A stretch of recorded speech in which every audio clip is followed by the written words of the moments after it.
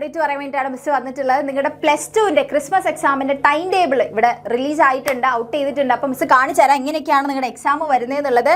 അപ്പോൾ 15-ാം തീയതിയാണ് നിങ്ങളുടെ എക്സാം തുടങ്ങുന്നത്. അപ്പോൾ തുടങ്ങുന്നത് തന്നെ അക്കൗണ്ടൻസിയിലാണ് എക്സാം തുടങ്ങുന്നത്. ഓക്കെ, അപ്പോൾ ഈ ഒരു ടൈം ടേബിൾ നോക്കിയാൽ മനസ്സിലാവും കുറച്ചൊരു ദിവസത്തെ ഗ്യാപ്പ് നിങ്ങൾക്ക് അത് കഴിഞ്ഞാൽ കോർ സബ്ജക്റ്റ്, അതായത് കോർ സബ്ജക്റ്റ് ആയിട്ടുള്ള അക്കൗണ്ടൻസി, ബിസിനസ് സ്റ്റഡീസ്, എക്കണോമിക്സ്, പിന്നെ നിങ്ങളുടെ ലാംഗ്വേജ് 1, അതായത് മീൻസ് ഇംഗ്ലീഷ്, പിന്നെ സെക്കൻഡ് ലാംഗ്വേജ്, ഇതൊക്കെ എന്തായാലും കോർ ആയിട്ടുള്ള സബ്ജക്ട്സ് ആണല്ലേ. ഈ സബ്ജക്ട്സ് തമ്മിൽ 15-ാം തീയതി അക്കൗണ്ടൻസി എക്സാം കഴിഞ്ഞാൽ പിന്നെ ചെറിയൊരു ഗ്യാപ്പ് വരുന്നുണ്ട്. ഓക്കെ, അതിൻ്റെ ഇടയിൽ നിങ്ങളുടെ ഓപ്ഷണൽ പേപ്പർ ഏതാണോ അതനുസരിച്ച് നോക്കുക.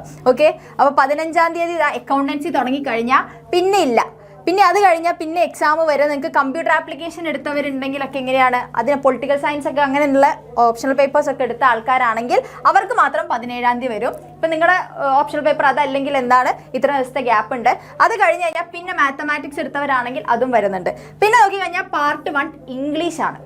ഓക്കെ, അപ്പോൾ ഇംഗ്ലീഷിൻ്റെ എക്സാം വരുന്ന 19. പിന്നെ നിങ്ങളുടെ ഒരു കോർ സബ്ജക്റ്റ് എന്ന് പറഞ്ഞ് വരുന്നത് 19-ാം തീയതിയാണ്.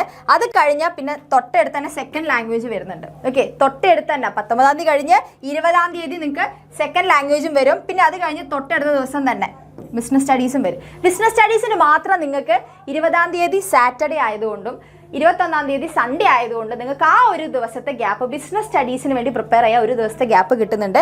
ബിസിനസ് സ്റ്റഡീസ് കഴിഞ്ഞാൽ നേരെ നിങ്ങൾക്ക് എക്കണോമിക്സ് ആണ് വരുന്നത്.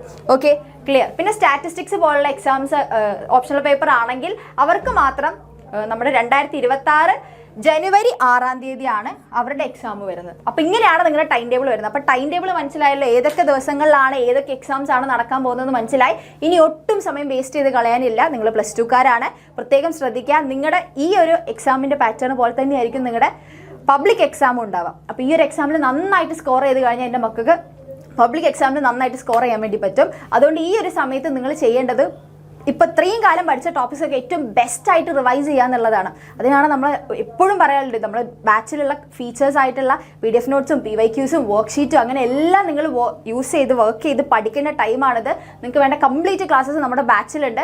ഓൾറെഡി ബാച്ചിലുള്ള കുട്ടികളാണെങ്കിൽ നന്നായിട്ട് പഠിച്ച് എഫേർട്ട് ഇട്ട് പഠിച്ച് തുടങ്ങിക്കോ. ഇപ്പോൾ ബാച്ചിൽ ജോയിൻ ചെയ്യാൻ താല്പര്യമുള്ളവരാണെങ്കിൽ, ഇപ്പോൾ ബാച്ചിലൊന്നും ജോയിൻ ചെയ്തില്ല, എങ്ങനെ പഠിക്കണം എന്ത് ചെയ്യണം എന്നൊന്നും ഐഡിയ ഇല്ലാണ്ടിരിക്കുകയാണെങ്കിൽ നമ്മുടെ ബാച്ചിൽ ജോയിൻ ചെയ്യാതെ സ്ട്രിപ്പ് പോകുന്നുണ്ട് താഴെ, അത് ജസ്റ്റ് കോൺടാക്ട് ചെയ്താൽ മതി. ബാച്ചിൽ അഡ്മിഷൻ എടുക്കുക, എന്നിട്ട് അതിലുള്ള നോട്ട്സുകൾ വെച്ചിട്ടും റെക്കോർഡ് ക്ലാസ്സുകൾ എല്ലാം വെച്ചിട്ട് 1 ഷോട്ട് ക്ലാസ്സസ് എല്ലാം ഉണ്ട് എല്ലാ സബ്ജക്ട്സിൻ്റെ അല്ലേ. 1 ഷോട്ടൊക്കെ വെച്ചിരുന്ന് പഠിക്കുക നന്നായിട്ട്. ഇനി അതെല്ലാം റിവിഷന് വേണ്ടിയിട്ട് സെപ്പറേറ്റ് ആയിട്ട് നമ്മൾ പുതിയൊരു ക്രാഷ് ബാച്ച് ലോഞ്ച് ചെയ്ത കാര്യം നിങ്ങൾ അറിയണതാണ് അല്ലേ. അപ്പോൾ അതിൽ കംപ്ലീറ്റ് റിവിഷനാണ് നടക്കാൻ പോകുന്നത്. ഓക്കെ, റിവിഷന് വേണ്ട കംപ്ലീറ്റ് കാര്യങ്ങളും ആ ബാച്ചിൽ നിങ്ങൾക്ക് കിട്ടുന്നതായിരിക്കും. ഓക്കെ, അപ്പോൾ അതിൻ്റെ കൂടുതൽ ഡീറ്റെയിൽസ് അറിയാൻ വേണ്ടി നിങ്ങൾ ആ നമ്പറിൽ മാത്രം കോൺടാക്ട് ചെയ്താൽ മതി. അതിൻ്റെ ക്ലാസ് തുടങ്ങുന്നത് ഡിസംബറിലായിരിക്കും. അപ്പോൾ നിങ്ങളുടെ അവസാന ചാൻസ് ആണ് മക്കളെ. ഇനിയും സമയം വേസ്റ്റ് ചെയ്ത് കളയാനില്ല. ഇവിടെ നിങ്ങൾ വേസ്റ്റ് ചെയ്ത് കളഞ്ഞു കഴിഞ്ഞാൽ പിന്നെ നിങ്ങളുടെ ലൈഫ് നിങ്ങൾ റിഗ്രറ്റ് ചെയ്യേണ്ട ഒരു സിറ്റുവേഷനിലേക്ക് വരും.